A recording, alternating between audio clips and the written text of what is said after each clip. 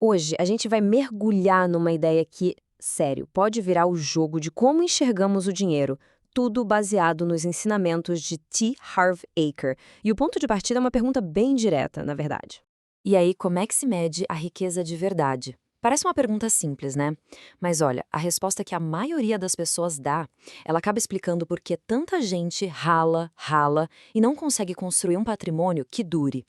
Ah, com certeza todo mundo já ouviu isso, né? Salários, bônus, aumentos. A nossa cultura parece obcecada pela renda.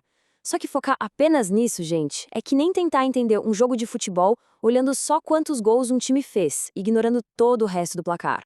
E é aqui que está o pulo do gato.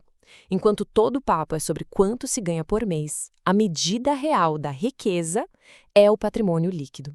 É engraçado, né? Quase ninguém fala sobre o patrimônio líquido dos outros, mas no fim das contas é esse número que mostra a verdadeira foto da vida financeira de alguém.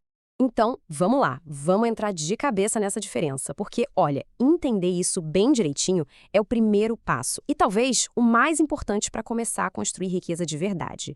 Mas afinal, o que raios é patrimônio líquido? É super simples, na verdade. Pega tudo que uma pessoa tem de valor: grana no banco, carro, casa, investimentos, tudo. Agora, tira tudo que ela deve: empréstimo, financiamento, cartão de crédito. O que sobra? Esse é o patrimônio líquido. É tipo o placar final do jogo financeiro. É o que importa de verdade. Beleza. Entender qual é o placar final é a primeira parte. Mas como se chega lá? A resposta, segundo o autor, está em 4 pilares fundamentais.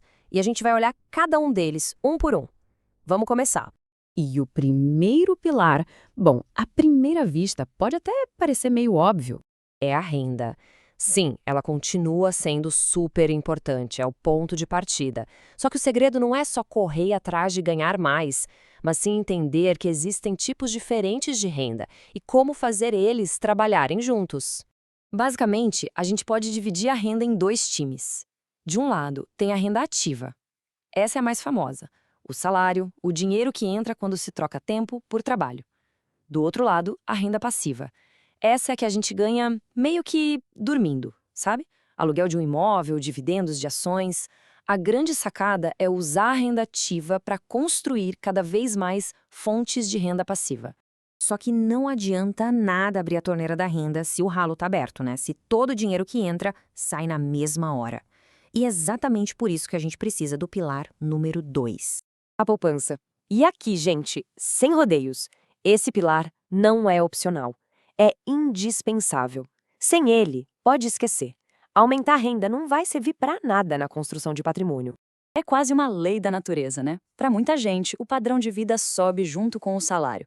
Ganha mais, gasta mais. É uma esteira que não leva a lugar nenhum. E essa é a armadilha que impede um monte de gente de acumular riqueza. É a poupança, a decisão de não gastar tudo, que quebra esse ciclo. É o que permite sair da esteira. Ok, então a gente tem a renda como motor e a poupança como combustível. Com essa base sólida, agora podemos ligar os turbos, os dois últimos pilares que trabalham em dupla para acelerar tudo. São eles investir e simplificar. E é a combinação desses dois que, nossa, faz o patrimônio crescer de verdade. Um alimenta o outro. É aqui que a mágica da construção de riqueza acontece de verdade. E essa frase é perfeita. Ela resume uma diferença de mentalidade gigantesca. Tem gente que acha que investir é coisa de rico, um clube secreto. Mas a verdade é que quem constrói riqueza encara o investimento como uma habilidade, algo que se estuda, que se aprende. Enquanto uns ficam parados pensando, isso não é para mim, outros estão lá aprendendo e fazendo acontecer. E aí entra a genialidade do quarto pilar, a simplificação. Pensa comigo. Se alguém decide ter um estilo de vida mais simples, o custo de vida diminui. Se o custo de vida diminui, sobra mais dinheiro para poupar. E com mais dinheiro poupado, sobra mais combustível para os investimentos. É um ciclo, sabe? Uma coisa empurra a outra para cima. É um motorzinho que não para de gerar. Certo? Então a estratégia está na mesa, os 4 pilares, mas só estratégia não adianta, né? Precisa de ação, de hábito. E como é que se transforma tudo isso em algo concreto? Com uma ferramenta simples, mas com um poder absurdo: o hábito de acompanhamento de 90 dias. A ideia é ridiculamente simples, mas o efeito é profundo. Consiste em criar o hábito de, a cada 90 dias, parar e calcular o próprio patrimônio líquido. Por quê? Porque tem uma máxima que diz: o que é medido tende a melhorar. Isso transforma a construção de riqueza de uma ideia abstrata para um jogo. Um jogo com placar, que dá para acompanhar e, claro, que dá para ganhar. Então, como colocar isso em prática? É um passo a passo bem direto. Primeiro, calcular o patrimônio líquido hoje. Segundo, abrir a agenda e marcar um lembrete para daqui exatos 90 dias para calcular de novo. Terceiro passo, repetir, a cada 90 dias.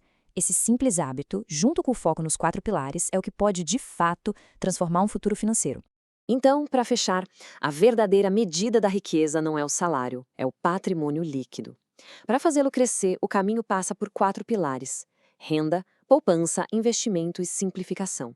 E para saber se o plano está dando certo, o segredo é medir o progresso a cada 90 dias. As ferramentas estão todas aqui. Os 90 dias começam a contar agora. A grande questão que fica é: qual vai ser a história contada no próximo placar?